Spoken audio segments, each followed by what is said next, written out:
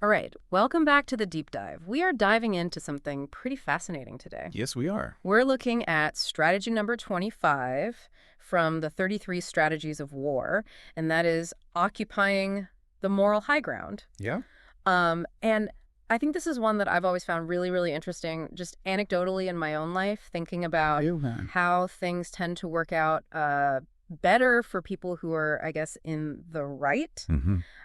And I guess before we get too far, I'll just, for the listener, occupying the moral high ground essentially means that you are perceived as the righteous party in any kind of conflict. Yes. And that can actually be, in many situations, much more effective than just sheer brute force. Right. So, the question for you, the listener, as we kind of dig into this is, have you ever noticed how the perceived justness of a cause, whether something is perceived as just, really amplifies its chances of success? And I think we'll get into this, but I think everyone kind of does this intuitively, but I think there's a lot to be learned from looking at it strategically. Absolutely. I think it's often, like I said, counterintuitive. You think about power, you're thinking about, armies and resources. Right. But I think this strategy is highlighting just how important the narrative, the moral narrative is. Yes, absolutely. And, why is it so potent? I think one of the reasons is that it acts as a force multiplier. Okay. Okay. It, when people see your cause as just, they're going to fight harder. Yeah. And it also makes it harder for the opponent to justify why they're resisting. Makes sense. And this is really tapping into something really powerful. People are motivated not only by self-interest, Right. but also by what they believe is right. Absolutely. So I think understanding this principle is a powerful tool to analyze conflicts and successes. Yeah. And I think you're right. I think it is really counterintuitive, especially when we hear that this is coming from a book called The 33 Strategies of War. Exactly. You don't immediately think, oh, the moral high ground. You think about, like you said, armies and brute strength. But the book actually highlights, like you said, this intangible strength, this narrative. Yes. And I think for the listener, why should you care about this? I think this is so applicable to so many different areas of life, whether it's, we talk about war here, but it could be in business. Yeah. It could be in politics. Absolutely. It could be in your own personal life. Definitely. So I think it gives you a really great lens through which to understand why certain things succeed or fail. I agree. And we can see this principle play out all throughout history. Oh, absolutely. The book uses the example of Mahatma Gandhi Yeah, great example. leading the nonviolent resistance against British rule. Mm-hmm. And so here's a movement that's deliberately choosing to use moral authority. Right. And, they're not using weapons or violence. They're choosing to kind of wage this on a moral level. And it's so fascinating, too, because it wasn't just about, okay, we're going to use moral authority. It was like, we're going to frame like our very actions as a result of, what the British are doing to us. So we are peaceful. Yeah. They are oppressive. Exactly. And I think that is just so brilliant. It is. And like you're saying, so much of the focus when we think about conflict is on resources and who has what. Mm-hmm. And Gandhi just kind of sidestepped all of that. Absolutely. I mean, that's not to say that it was easy by any means. Right. But I think it does show how powerful that can be. Yeah, and, it really shifted public opinion globally. It did. I mean, this wasn't just something that was happening in India. Yeah. People around the world really started to take notice. Right. And, the British had the military power. Yeah. But they were finding themselves in this increasingly tough position. Right. Because how do you justify suppressing a population that is seen as peaceful? And fighting for their own rights. Right. So this moral cost really started to become too significant for the British. Yeah, I mean, it tarnished their reputation globally. It did. And I think that is a real testament to what we're talking about. It is. And of course, the result of all of this was India's independence. Yeah. Which, I think that's just such a great example of moral strength overcoming military might. It really is. And the big takeaway for you, the listener, is that by shaping the moral argument, Right. you're not just appealing to people's emotions, you're actually taking away your opponent's ability to fight. Yeah. And I think that's something that's really, really interesting to consider. Yes. So I guess let's talk a little bit about the benefits of occupying this moral high ground. Yeah. I mean, there are a few key benefits that are all interconnected. Okay. And, one of them is this strong public support. Makes sense. People are naturally drawn to causes they believe in. Mm. And this translates into very tangible assets, Yeah. like more resources, Yeah. more volunteers, just widespread goodwill. Right. I mean, you think about any movement that has gained a lot of steam, Yeah. whether it's in recent history or further back, it always seems like there's some kind of moral imperative behind it. People want to feel like they are on the right side of history. Yes. Okay, so what about the second benefit? So the second benefit is enemy demoralization. Okay.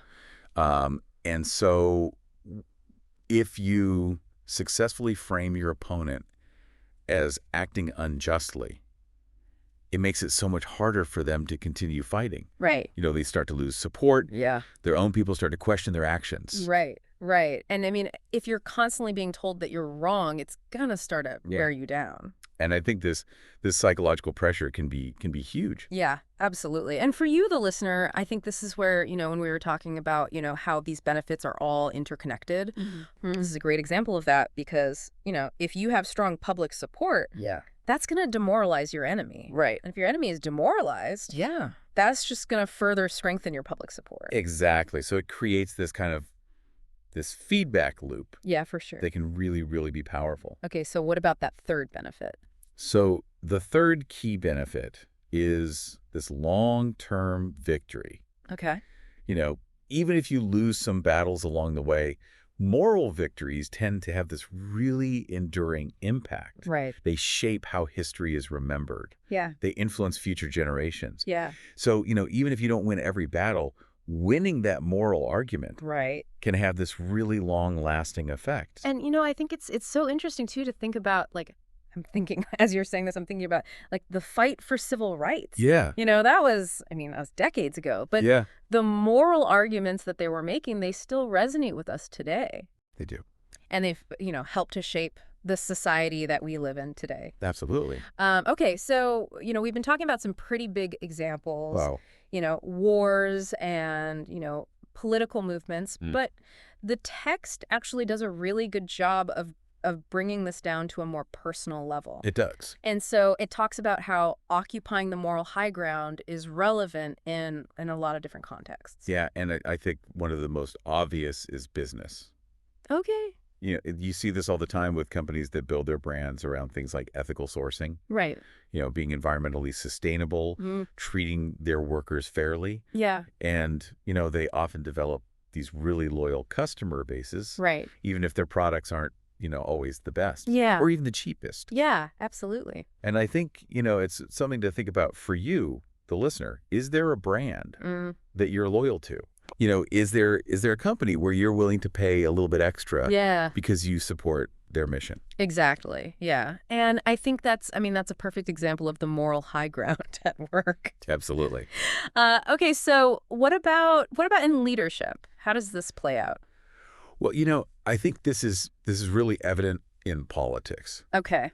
Politicians who stand for justice, who are seen as fair, they tend to get a lot of support from the public. Yeah.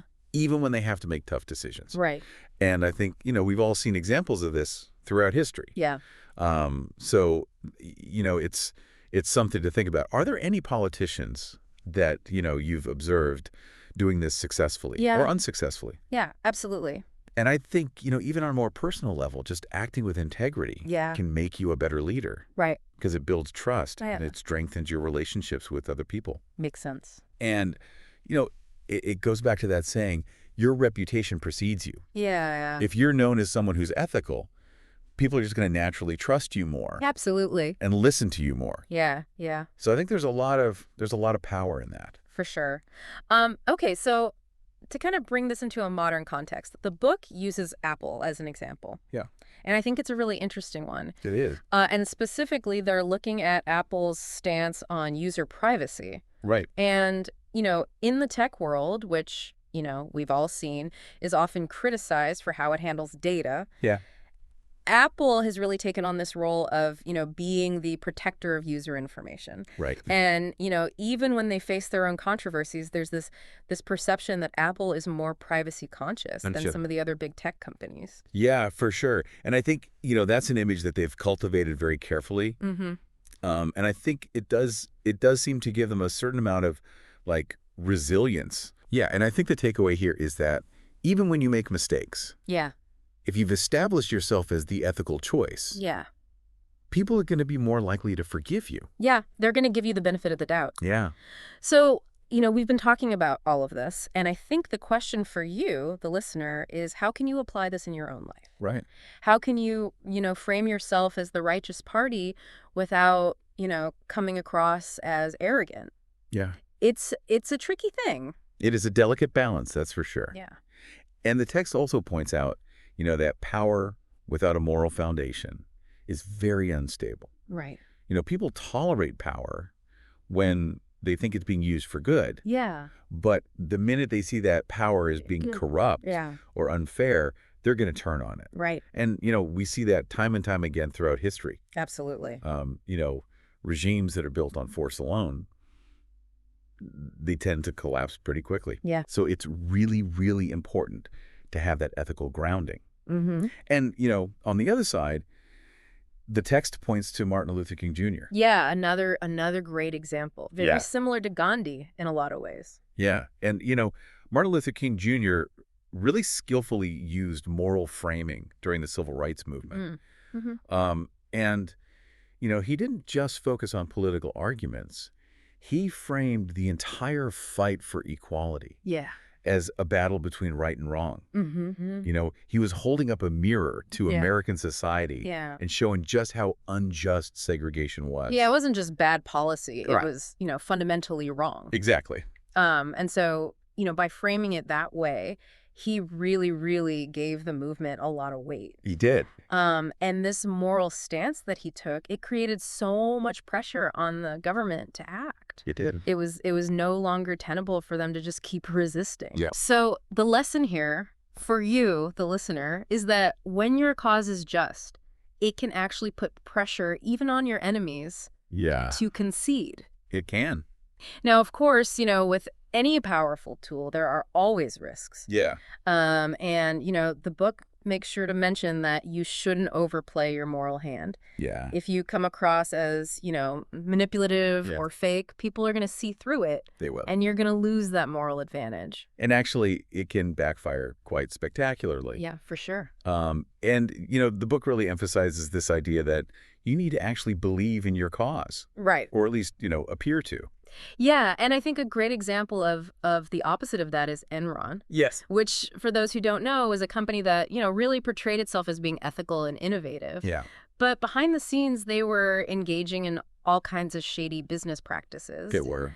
And, what's really striking about Enron is how quickly they fell apart. As soon as their unethical behavior was exposed, it was like their entire reputation just vanished overnight. It did. And it's a stark lesson, I think, Mm-hmm. that you can't fake this moral high ground. Right. Because eventually the truth will come out. Yeah, for sure. So, this has all been very theoretical. Yeah. And, I think the listener might be thinking, okay, how do I actually apply this? Right. What are some concrete steps I can take? Well, the text does lay out a few key steps. Okay, great. And, one of the first is to align yourself with a greater cause. Okay. People are always more motivated when they feel like they're fighting for something bigger than themselves. Yeah. So think about, what are the causes that you care about? Right. What are the things that you really, really believe in? Yeah. And it's such a great reminder to, sometimes we get so caught up in our own little worlds, but it's great to kind of zoom out. Yeah. And think about, what's the bigger picture here? Okay, so aligning yourself with a greater cause. What about the second step? So the second step is to expose your opponent's moral weaknesses. Okay. And, this isn't about name calling. Right. It's about pointing out actual corruption, injustice, dishonesty in their actions, in their arguments. Yeah, yeah. And this can be really, really effective because it creates this really stark contrast between your position and their position. Right, absolutely. So expose their weaknesses. What about the third step? So the third step is to stay consistent. Okay. Your moral arguments need to be consistent over time. Yeah. You can't just, switch your Yeah. position whenever it's convenient. Yeah, you lose credibility. You do. Yeah. And people will see through that. Absolutely. So, authenticity is really key here. Okay. You got to be in it for the long haul. All right, so stay consistent. What's our fourth step? So the fourth step is to use storytelling. Okay. Humans are really wired to connect with stories, especially stories about good versus evil. Right. So if you can frame your cause as a compelling story, you're going to be much more persuasive. It's so true. I mean, think about how history is taught. It's always stories. It is. And that's how we remember things. Exactly. All right, so use storytelling, and then I guess our fifth and final step. So the fifth step is probably the most important. Okay. And that's don't fake it. Right. If you try to manipulate morality for your own personal gain and people figure it out, it's going to backfire tremendously. Yeah. You really have to be genuine in your belief in the cause. Absolutely. I mean, all of this, I think, really comes down to integrity. It does. So to kind of illustrate this, we talked about Apple and how they've occupied the moral high ground in terms of user privacy. But the book also mentions Patagonia as an example. Right. And I think Patagonia is a really fascinating case study. They are. Because they're a clothing company and, they make money by selling clothes, but they're also very vocal about criticizing overconsumption. Yeah. Which, seems counterintuitive. Yes. Why would you, discourage people from buying your products? Like they're biting the hand that feeds them. Yeah, exactly. But, their stance on sustainability, it's really built a lot of trust with their customers. Yeah. And, even when there are cheaper options out there or, maybe something more fashionable, Patagonia customers, they stick with Patagonia. They do. Because they believe in what Patagonia stands for. And, I think that's just such a powerful lesson. It is. That, when people connect with your mission, they're going to be loyal. They will. So as we kind of wrap up our deep dive on this strategy of occupying the moral high ground, I think it's clear that it's not as simple as it sounds. It's not. It's not just about being a good person. Right. It's about understanding how to leverage this human desire to be on the right side. Yeah. And I think, we've seen how this can play out in wars, in elections, in business, in our personal lives. It really does touch every aspect of our lives. It does. And, to sum it up, I think the text is reminding us that power is strongest when it's aligned with moral authority. Absolutely. And controlling that moral narrative, it can really help you to achieve success in the long run. So the final thought that I want to leave you with, listener, is this. Think about whatever challenge you're facing right now. Yeah. Are you just focusing on the practicalities? Or could you maybe shift the entire dynamic by aligning yourself with a higher moral ground? It's definitely something to consider. Yeah. Think about what cause you could really get behind that would give you that strength. And, with that, I think we're going to wrap up this deep dive. Sounds good. So thanks for listening. Thanks for joining us.